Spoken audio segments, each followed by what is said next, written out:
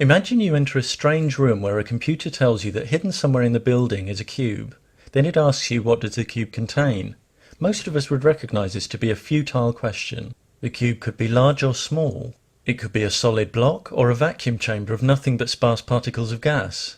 Or it might contain any one of billions of permutations of familiar or novel objects. You could never give a precise, justifiable answer. But if you were asked what does the cube not contain, you could give many answers. For example, the cube couldn't possibly contain the Amazon River, the planet Mars, or absurd objects such as a bed made of sleep. In fact, there'd be more perfectly valid answers to this second question than you could list in 1,000,000 lifetimes. This illustrates an interesting asymmetry concerning the contents of this cube. Despite there being countless possibilities and impossibilities, without evidence from the cube itself, we can only ever make valid justifiable statements about what is not inside the cube, not what is. It's true that someone claiming, for example, that the cube contained nothing but a wooden spoon might be right, but since without evidence they could provide no valid justification for such a claim, there'd be literally no reason for anyone to accept it. What if we were talking about a realm of existence independent of our universe, that like the concealed cube was physically inaccessible to us? Would things be different? Would we be able to deduce precisely what occupied such a realm, such as a divine being? No, there's the same asymmetry as before. Countless kinds of being might exist independently of our universe. Countless logically impossible beings cannot. But while we can list many kinds of being that can't exist there because they violate logic, we can't list those, if any, that do. Any attempt to argue that a specific divine being exists in an inaccessible realm of reality is an attempt to argue for either the impossible or the unknowable. Logic alone can refute impossible beings, but it can't show that possible beings actually exist without evidence. If you can't at some point provide measurable, verifiable evidence for the specific being you claim exists, all the argument in the world won't establish your claim as fact. This is one reason why as soon as anyone claims they have a logical argument that requires the existence of one personal creator of our universe, we know it'll be fallacious because they failed at a basic level to understand what's required to establish such an existence claim. It's just a question of identifying where the errors are. For example, the theologian William Lane Craig has asserted that our universe had an original cause, which because it created our time and space, had to transcend time and space. Transcending our time and space doesn't necessarily mean something transcends all time and space. However, his conclusion that this non-temporal, non-spatial cause would have to be a changeless disembodied mind is more seriously flawed. A changeless mind is by definition non-functioning. Minds and purposeful creation depend on change. Craig's changeless creator is self-contradicting and belongs to the category of the logically impossible. However seemingly plausible they may sound to the unwary or the already persuaded, all popular arguments for the existence of specific gods are based on false premises and or conclusions and unjustified presuppositions, and 100 invalid arguments don't accumulate into one valid one. Many people with theistic beliefs don't get tangled up in pursuing doomed arguments like these. They know they can't prove gods with logic and have no need to do so. They realize their beliefs are personal and that others are entitled to different views. However, when you're not so willing to respect difference, when you disparage, attack, or work to create disadvantage for others because they don't share your beliefs, it shouldn't surprise you when those you try to oppress object to this unreasonable attitude and expose the flawed arguments that shore it up.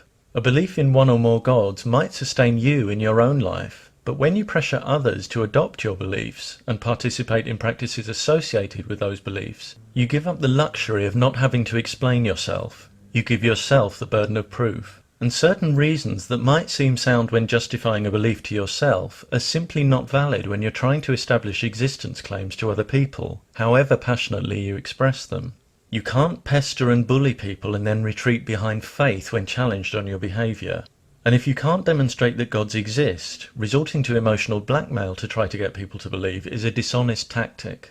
When those who don't believe in gods show theistic claims to be invalid, it's often claimed that they're trying to prove gods don't exist. In fact, all they're doing is exposing flawed reasoning and encouraging intellectual honesty.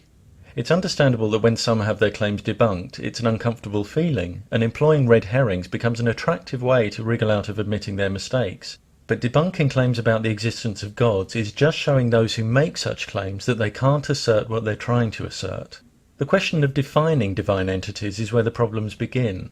As soon as you define any god, you must justify why you've defined it that way, giving a valid reason for each quality you're attributing to it. Many who realise they can't justify any particular definitions avoid them altogether. But without definition, there's no adequately formed concept to have a belief about. And this is the stumbling block when people are asked to define the gods they claim exist. As their divine definitions become more specific, they have more to justify. The flaws in their logic become more numerous and their arguments become easier to refute. Conversely, as their definitions become more vague, the entities they're proposing cease to have any practical relevance. Ironically, the way many people define gods means that as well as having no logical support, they can't be supported with evidence either. For example, as soon as you say God X is non-physical, you've proposed a being that can't be quantified, tested, or perceived, even in principle. You literally have nothing to work with. When trying to justify non-physical entities, people will often point out that we can't see the wind, but we still know it's there.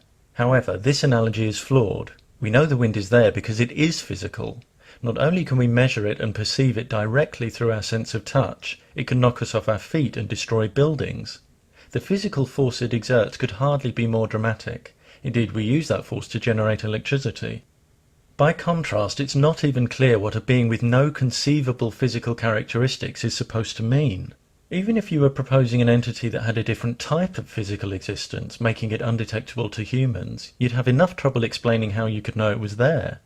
Many claim that the existence of particular gods can be demonstrated, that their powers can be manifested physically, and that these physical manifestations count as evidence. But even if we were to witness an event that genuinely challenged our understanding, that wouldn't justify inferring any specific divine agency. At most, it could indicate power, intelligence, and/or technology that was unknown, both in its number and its nature. Imagine a group of people unfamiliar with electronic technology being duped into watching a carefully staged CGI animation of a man turning into a lion. If they thought they'd just seen evidence of divine magic, we'd know that conclusion was false and due entirely to an illusion of technology beyond their experience. Likewise, if you were to see something genuinely jaw-dropping like stars spelling out words in the sky, you'd have no basis for drawing any reliable conclusions about the specific causes of what you were witnessing. You could be having your brain expertly controlled by aliens.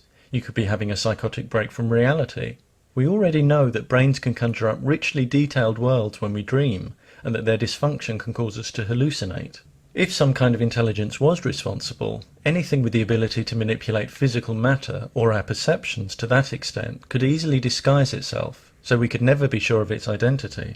With such fallible brains and such limited technology, a spectacle like this would simply be beyond the scale of what we could apprehend or investigate. Could life forms of vastly greater intelligence and power exist beyond the current reach of our perception and technology? Certainly. But even if we were ever to find evidence of greater intelligence, that would still not constitute evidence of specific gods. Even if some kind of intelligence initiated the existence of our universe, there's nothing to say what the nature of that intelligence was. Whether it was a single rather than a collective intelligence, whether or not part of that intelligence remains interested in the universe, let alone the affairs of humans, whether or not that intelligence is aware of our tiny planet, let alone capable of communicating with its inhabitants, or even whether or not that intelligence still exists. When you impartially review a factual claim that, for example, one divine universe creator currently monitors and judges every human life, the layers of unjustified assumption needed to make such a claim become starkly apparent. One would be no less justified in proposing a race of aliens that created our universe with an advanced machine and annihilated themselves in the process.